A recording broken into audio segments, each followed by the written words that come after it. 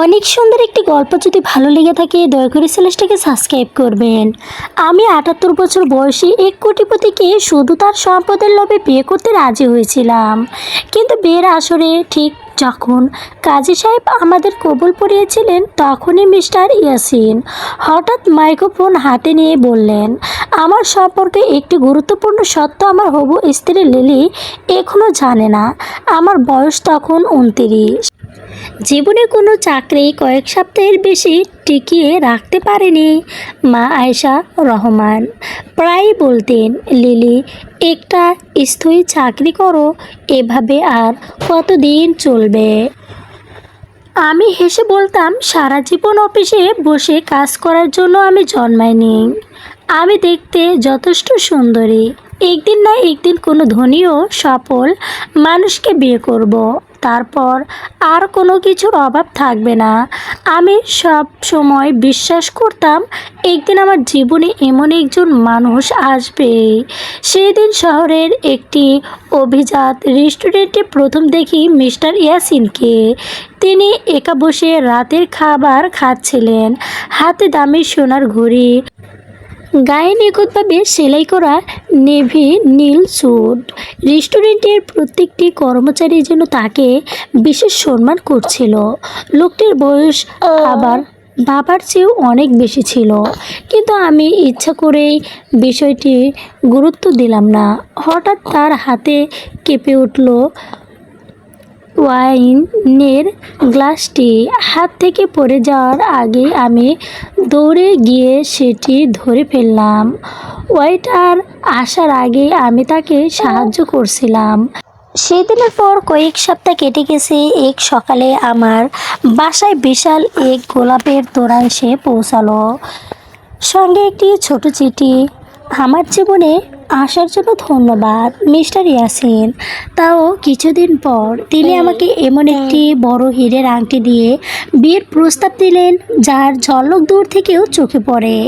আমি প্রস্তাবে রাজি হয়ে গেলাম, কিন্তু বাবা মা মোটেও খুশি হলেন না। বাবা বললেন, লোকটার বয়স কত? প্রায় ৮০। তুমি কি সত্যি তাকে ভালোবাসো? আমি শান্ত গলায় উত্তর দিলাম, তিনি আমার খুব যত্ন নেন। একজন স্বামীর কাছ থেকে আমার চেয়েও বেশি আর কি চাই? কিন্তু নিজের মনকে আমি সত্যটা বলতে পারিনি। আমার সমস্ত স্বপ্ন ঘুরপাক খাচ্ছিল শুধু মিস্টার ইয়াসিনের বিশাল অট্টালিকাকে ঘিরে। তিনি বলছিলেন বাড়িটিতে সংস্কারের কাজ চলছে, বিয়ের পর আমরা সেখানেই থাকব। আমি কল্পনা করতাম বিশাল সিঁড়ি, রাজকীয় শোবার ঘর, বিলাসবহুল জীবনে, আর এমন এক ভবিষ্যৎ যেখানে অর্থ নিয়ে আমাকে আর কোনো দিন ভাবতে হবে না। কিন্তু বিয়ের দিন যত ঘনিয়ে আসছিল মিস্টার ইয়াসিনের আচরণ ততই অদ্ভুত হয়ে উঠছিল। একদিন বললেন তার বিলাসবহুল গাড়িটি নাকি গ্যারেজে মেরামতের জন্য রয়েছে। আরেকটি জানালো তার সব বিনিয়োগের হিসাব সাময়িকভাবে জেদ হয়ে গেছে। তারপর বিয়ের কয়েক সপ্তাহ আগে তিনি লজ্জিত মুখে বললেন, লিলি আমার বিয়ের স্যুট কেনার জন্য কিছু টাকা ধার দিতে পারবে? আমি অবাক হয়ে তার দিকে তাকালাম। তিনি শুধু মুচকি হেসে বললেন, তোমার জন্য একটা বড় চমক অপেক্ষা করছে, আর একটু ধৈর্য ধরো। কিন্তু আমার চমকের প্রতি কোনো আগ্রহ ছিল না। আমি শুধু তার বিপুল সম্পদের মালিক হতে চেয়েছিলাম, তাই সব কিছু চুপচাপ মেনে নিলাম। অবশেষে আমার বিয়ের দিন চলে এলো। আলোক সাজায় ঝলমল করছিল পুরো অনুষ্ঠান স্থল। চারদিকে ফুলের সাজ, অতিথিদের ভিড় আর আনন্দর পরিবেশ। আমি লাল বেনারসি পরে মিস্টার ইয়াসিনের পাশে দাঁড়িয়ে ছিলাম, মনে মনে ভাবছিলাম আর কিছুক্ষণের মধ্যে আমি সেই বিশাল প্রবাসের গৃহকর্ত্রী হয়ে যাব। ঠিক তখনই কবুল পরানোর মাঝখানে মিস্টার ইয়াসিন মাইক্রোফোনের তুলে নিলেন। মুহূর্তের মধ্যে পুরো হলরুম নিস্তব্ধ হয়ে গেল। তিনি বললেন, আমার হবু স্ত্রী এখনো আমার সম্পর্কে একটি গুরুত্বপূর্ণ বিষয় জানে না। সব অতিথির চোখ একসঙ্গে আমার দিকে ঘুরে গেল। তিনি মৃদু হেসে আমার চোখের দিকে তাকিয়ে বললেন, সত্যি কথা হলো, একদিন আমি লিলিকে পরীক্ষা করেছিলাম সে আমাকে সত্যি ভালোবাসে নাকি শুধু আমার সম্পদের জন্য আমার জীবনে এসেছে সেটা জানার জন্য। আমার হাতের ফুলের তোড়া শক্ত হয়ে গেল। আমি বিস্ময়ে তার দিকে তাকিয়ে রইলাম। তারপর তিনি ধীরে ধীরে বললেন, কারণ আমার সম্পদের ব্যাপারে আমি নিঃশ্বাস আটকে তার পরের কথা অপেক্ষায় রইলাম। আমার বুকের ভেতর থক থক শব্দ যেন সবাই শুনতে পাচ্ছে। মিস্টার ইয়াসিন কিছুক্ষণ চারদিকে তাকিয়ে ধীরে ধীরে বললেন, কারণ আমার সম্পদের ব্যাপারে সবাই যা জানে সত্যিটা তা নয়। কথাটি শুনে আমার মুখের হাসি মুহূর্তেই মিলে গেল। মনে হলো পায়ের নিচের মাটি সরে যাচ্ছে। অতিথিদের মধ্যে চাপা গঞ্জনে শুরু হলো।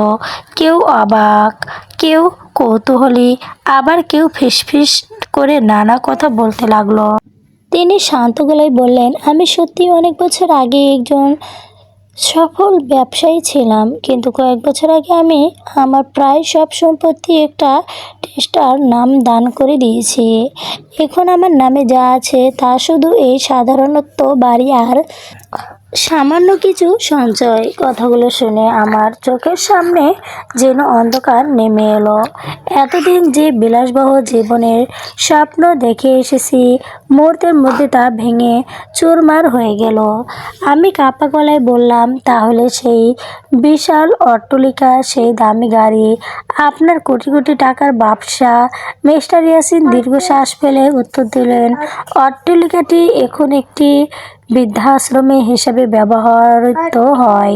গাড়িটি অনেক আগে বিক্রি করে দিয়েছি, আর ব্যবসার অধিক অংশ শেয়ার আমি এতিমখানা, হাসপাতাল আর শিক্ষা বৃদ্ধির জন্য দান করেছি। মানুষের দয়াই আজ আমার সবচেয়ে বড় সম্পদ। অতিথিদের মধ্যে অনেকে বিস্ময়ে হাততালি দিল। কেউ কেউ আগে চোখ মুছতে লাগলেন, কিন্তু আমার কাছে সব কিছু যেন দুঃস্বপ্নর মতো লাগছিল। আমি মনে মনে হিসাব করতে লাগলাম, তাহলে এতদিন আমি কিসের আশায় এই বিয়েতে রাজি হয়েছিলাম? আমার সমস্ত পরিকল্পনা কি তাহলে শেষ? মিস্টার ইয়াসিন আবার মাইক্রোফোনের হাতে তুলে বললেন, আমি ইচ্ছা করেই গত কয়েক সপ্তাহ ধরে লিলির সামনে নিজের আর্থিক সাময়ন পাড়া একজন মানুষ হিসেবে উপস্থাপন করেছি। গাড়িটি নষ্ট হয়েছে বলেছি, বিনিময়ে আটকে গেছে বলেছি, এমনকি বিয়ের স্যুট কেনার জন্য ওর কাছে টাকা ধার চেয়েছিলাম। আমি দেখতে চেয়েছিলাম সে আমার পাশে থাকে কিনা। আমি মাথা নিচু করে দাঁড়িয়ে রইলাম, কারণ আমি জানতাম আমি কখনোই তার কষ্টর কথা ভেবে সাহায্য করিনি। আমার মনে শুধু একটি চিন্তাই ছিল, বিয়েটা কোনোভাবে হয়ে যাক, তারপর সব সম্পদ আমার হাতের নাগালে চলে আসবে। সেই লোভে আমাকে অন্ধ করে রেখেছিল। হঠাৎ বাবা উঠে দাঁড়ালেন। তিনি সবার সামনে বললেন, আমি শুরু থেকেই এই বিয়ের বিরুদ্ধে ছিলাম, কারণ আমি বুঝতে পেরেছিলাম আমার মেয়ে মানুষটাকে নয়, তার সম্পদকে ভালোবেসেছে। কিন্তু একজন বাবা হিসেবে শেষ মুহূর্ত পর্যন্ত চেয়েছিলাম হয়তো ওর মন বদলাবে। বাবার কথা শুনে আমার মাথা আরও নিচু হয়ে গেল।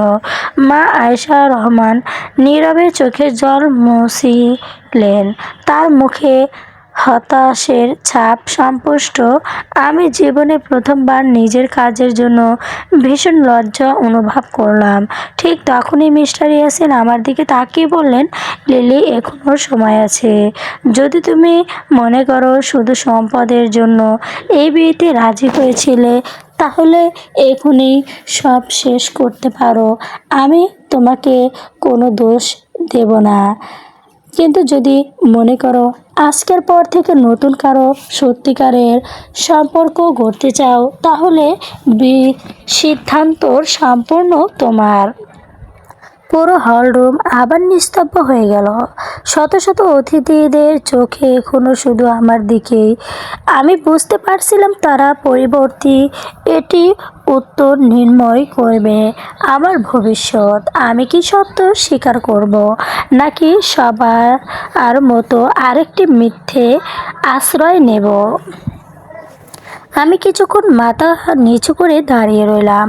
আশেপাশের শত শত মানুষের দৃষ্টি যেন আমার বুকের ভেতর পর্যন্ত পৌঁছে যাচ্ছিল। এতদিন যে সত্যটা নিজের কাছেও লুকিয়ে রেখেছিলাম, সেটা আর অস্বীকার করার কোনো উপায় ছিল না। ধীরে ধীরে মাইক্রোফোনটা হাতে নিয়ে কাঁপা গলায় বললাম, আমি মিথ্যে বলবো না। হ্যাঁ, প্রথম দিন আমি আপনাকে ভালোবেসে নয়, আপনার সম্পদের লোভে বিয়ে করতে রাজি হয়েছিলাম। আমি ভেবেছিলাম একবার বিয়ে হয়ে গেলে আমার জীবনে আর কোনো কষ্ট থাকবে না। কিন্তু আজ বুঝতে পেরেছি আমি কত বড় ভুল করেছি। কথাগুলো বলে পুরো হলরুমে আবারও চাপা গঞ্জ ছড়িয়ে পড়ল। মা আয়েশা রহমান চোখ বন্ধ করে দীর্ঘশ্বাস ফেলার বাবা নিঃশব্দে আমার দিকে তাকিয়ে রইল। তাদের চোখে রাগের চেয়েও হতাশই বেশি ছিল। আমি আর তাদের চোখের দিকে তাকাতে পারছিলাম না। জীবনের প্রথমবার নিজের লোভকে সবার সামনে স্বীকার করার চেষ্টাটা আমাকে ভেতর থেকে ভেঙে দিচ্ছিল।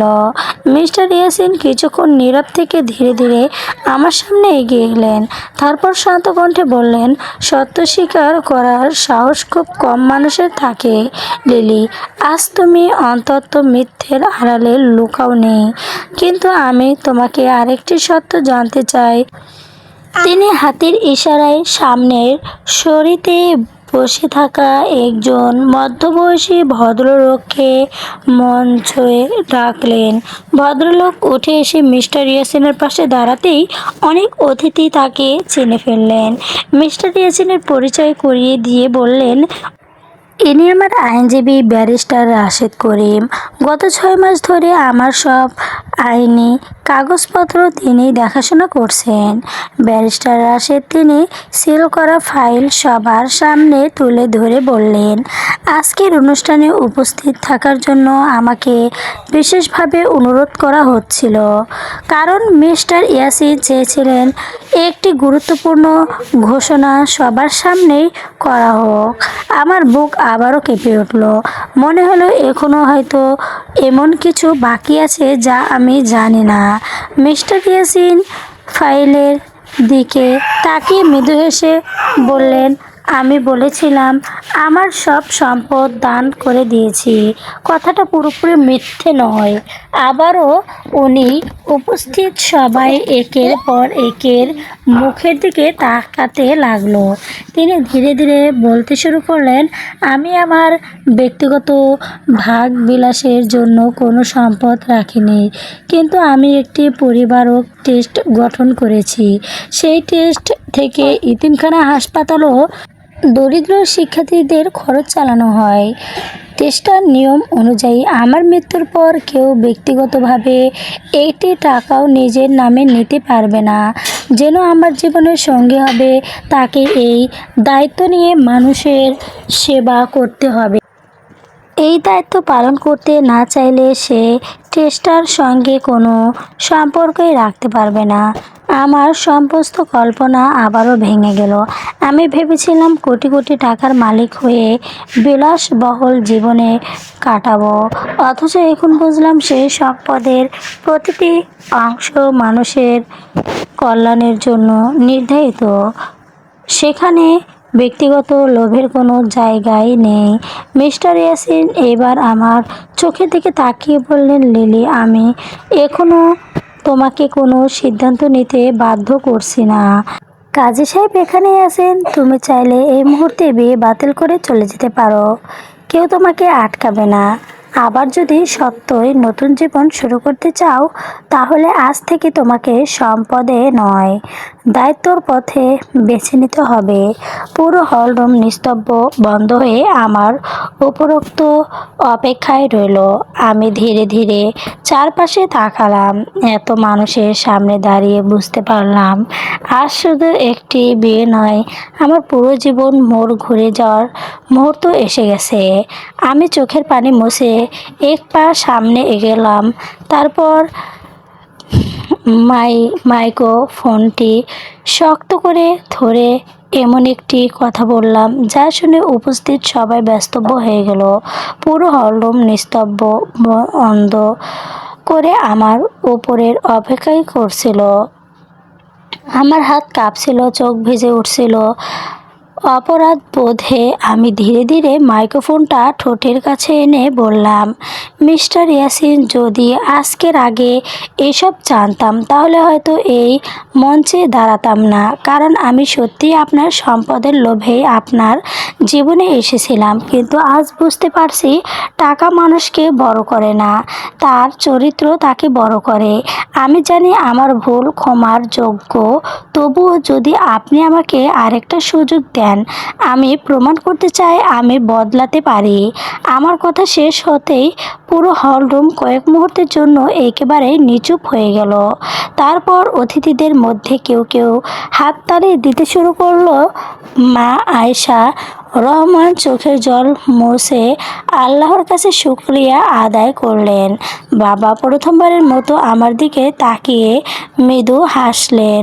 সেই হাসিতেই গর্ভর চেয়েও স্তয়িত্ব বেশি ছিল।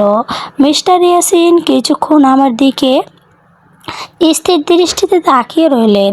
তারপর ধীরে ধীরে বললেন, মানুষ ভুল করতেই পারে, কিন্তু সবাই নিজের ভুল স্বীকার করার সাহস দেখাতে পারে না। আজ তুমি সেই সাহস দেখিয়েছ, তাই আমি তোমাকে আরেকটি সুযোগ দিতে রাজি আছি। তবে একটি শর্ত আছে। আমি অবাক হয়ে বললাম, কী শর্ত? আমি শান্ত গলায় বললাম, আজ যদি আমাদের বিয়ে হয় তাহলে আগামী 1 বছর আমরা স্বামী স্ত্রী হব, কোনো বিলাসবহুল জীবনে থাকবো না।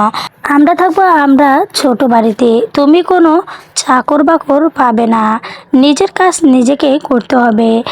আর প্রতি সপ্তাহে অন্তত একদিন আমার সঙ্গে এতিমখানা, বৃদ্ধাশ্রম এবং অসহায় মানুষের পাশে দাঁড়াতে হবে। 1 বছর পর যদি তুমি মনে করো এই জীবনে তোমার জন্য নয়, তাহলে আমি নিজেই তোমাকে সম্মানের সঙ্গে মুক্ত দেব।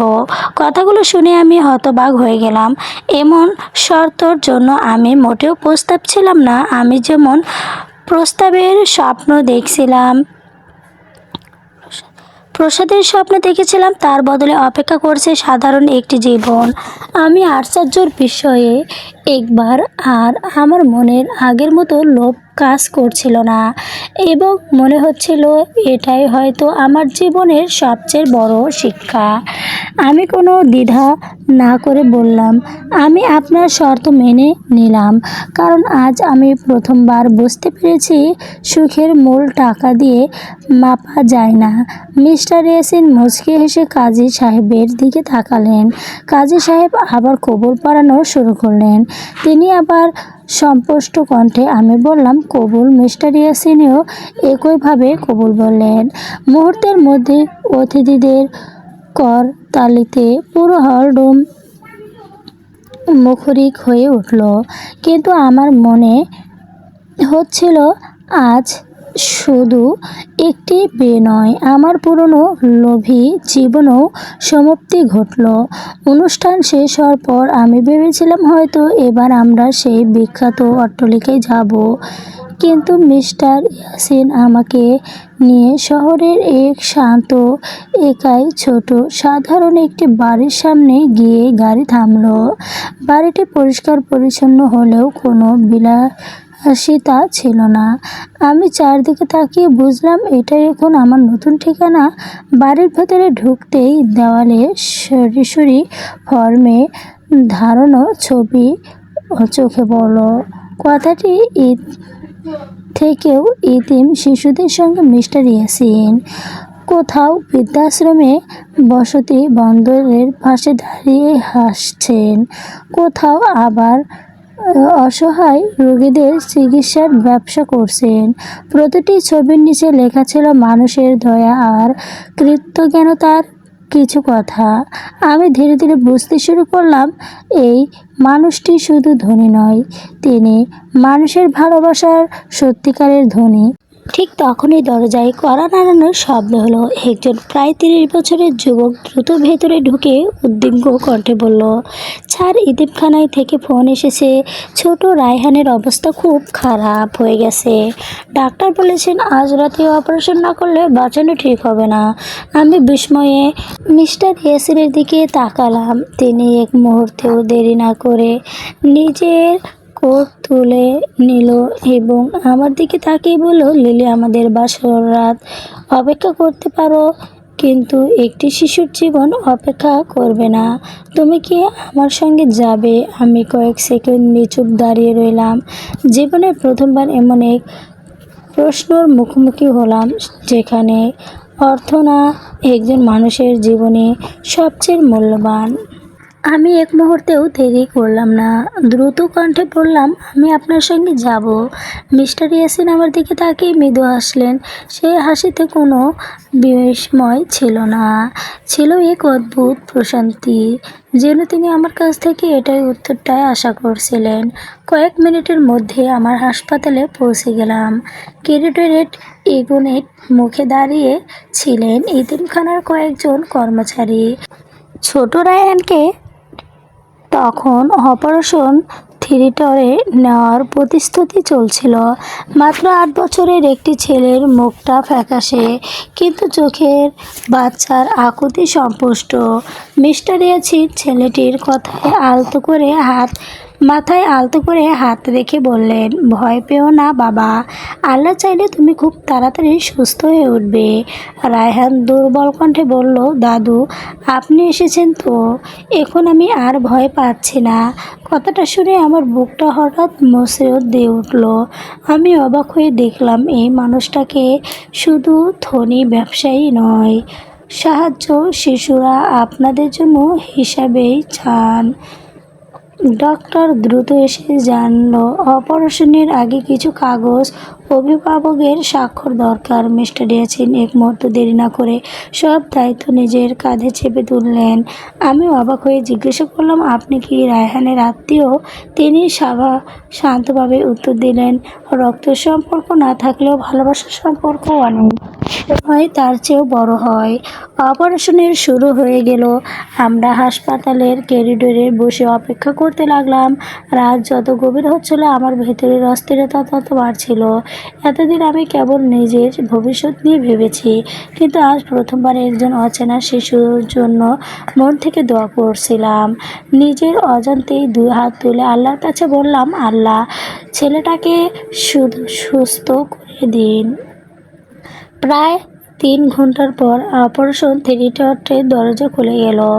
ডাক্তার হাসিমুখে বেরিয়ে এসে বললেন, অপারেশন সফল হয়েছে, এখন বিপদ অনেকটাই কেটে গেছে।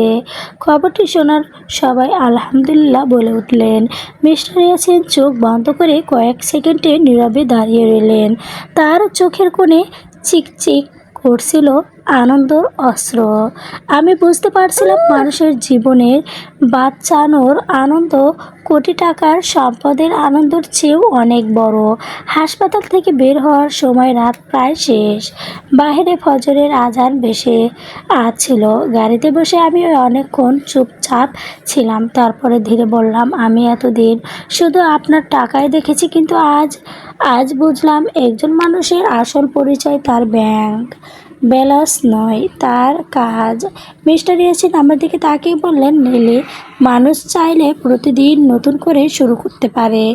অতীতের ভুল বদলানো যায় না, কিন্তু ভবিষ্যৎ বদলানোর সুযোগে সবসময় থাকে। তার কথাগুলো আমার হৃদয়ে গভীরভাবে গেঁথে গেল।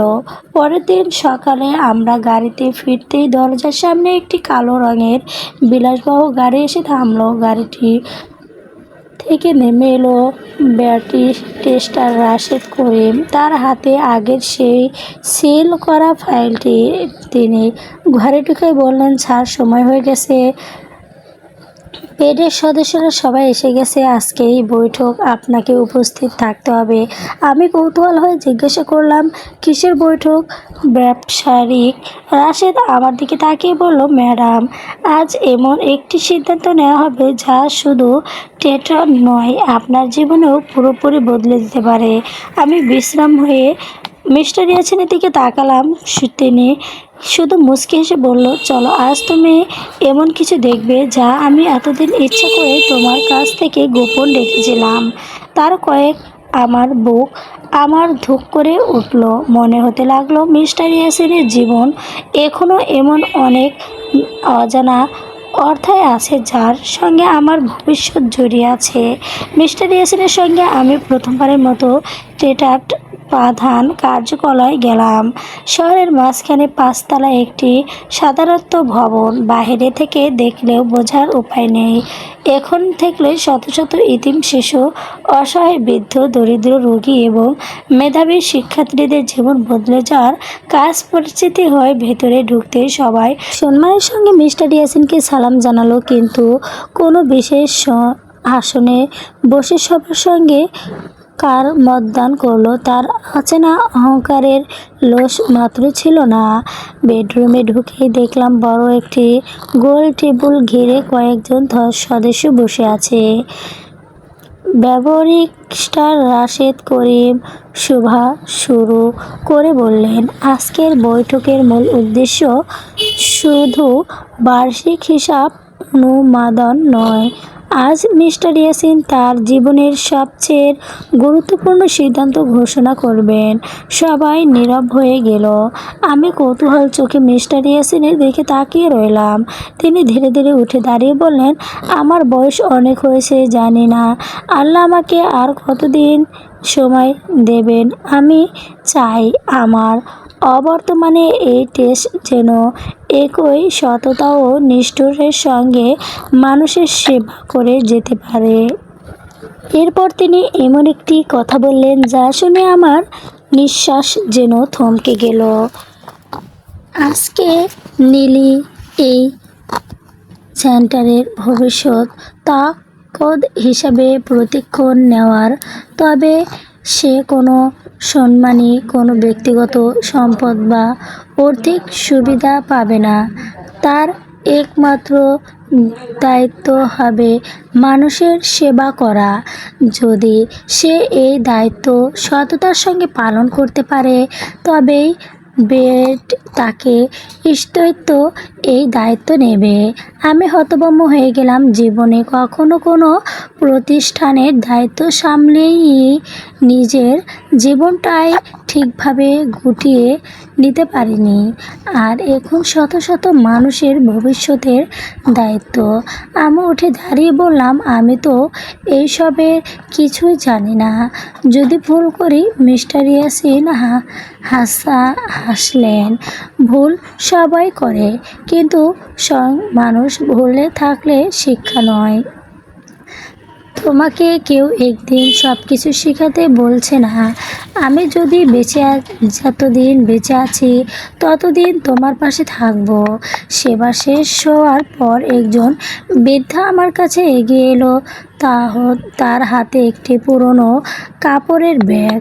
তিনি কাঁপা কণ্ঠে বললেন, মা, আমি এই টেটার সাহায্যে 5 বছর ধরে ওষুধ পাচ্ছি। যদি এই প্রতিষ্ঠান না থাকতো অনেক আগেই হয়তো মারা যেতাম। আল্লাহ তোমাদের ভালো রাখুন। আমি কোনো উত্তর দিতে পারলাম না, শুধু বৃদ্ধর হাত দুটো শক্ত করে ধরে রইলাম। আমার চোখ ভিজে উঠল। এতদিন আমি ভেবেছিলাম টাকা মানেই সুখ, অথচ আজ বুঝতে পারছি একজন অসহায় মানুষের মুখের হাসির মূল কোনো সম্পদের সঙ্গে তুলনা হয় না। সন্ধ্যায় বাড়ি ফিরে আমি নিজের ঘরে বসে অনেকক্ষণ ভাবলাম। আলমারিতে রাখা সেই হীরের আংটির দিকে তাকিয়ে মনে হলো, এতদিন এটাকেই আমি জীবনের সবচেয়ে মূল্যবান জিনিস মনে করতাম, কিন্তু আজ সেটি আমার কাছে কেবল একটি আংটি। সত্যিকারের মূল্যবান হলো মানুষের বিশ্বাস। ঠিক তখনই দরজায় করা নাড়ার শব্দ হলো। পরি বরিস্টেট ব্যারিস্টার রাশেদ কর্মী উদ্বিগ্ন মুখে ভেতরে ঢুকে বললেন, স্যার, বড় সমস্যা হয়েছে। মিস্টার ইয়াসিন শান্ত গলায় জিজ্ঞাসা করলো, কি হয়েছে? রাশেদ কর্মী একটি খাম হাতে তার হাতে দিয়ে বলল, একজন ব্যক্তি আদালতে মামলা করেছে। তিনি দাবি করেছেন এই টোটাল সমস্ত সম্পত্তির প্রকৃতি উত্তরাধিকারী তিনি। আমি বিস্ময়ে তাকিয়ে রইলাম। মিস্টার ইয়াসিন খাম খুলে প্রথম পাতাটি দেখে কয়েক সেকেন্ডে নিচু পড়ে গেলেন। তার মুখে শান্ত ভাবটাই হঠাৎ মিলিয়ে গেল। আমি তীক্ষ্ণ হয়ে জিজ্ঞাসা করলাম, কে তিনি? মিস্টার ইয়াসিন ধীরে ধীরে মাথা তুলে আমার দিকে তাকালেন। তারপর ভারী কণ্ঠে বললেন, যার কথা আমি এত বছর ধরে সবার কাছ থেকে লুকিয়ে রেখেছি সে ফিরে এসেছে। ঘরের ভেতরে নেমে এলো গভীর নীরবতা। আমার মনে হতে লাগলো আমাদের জীবনের সবচেয়ে বড় ঝড় হতে এখন শুরু হতে যাচ্ছে। চলবে। গল্পটি অনেক সুন্দর। যদি ভালো লেগে থাকে দয়া করে চ্যানেলটাকে সাবস্ক্রাইব করবেন প্লিজ।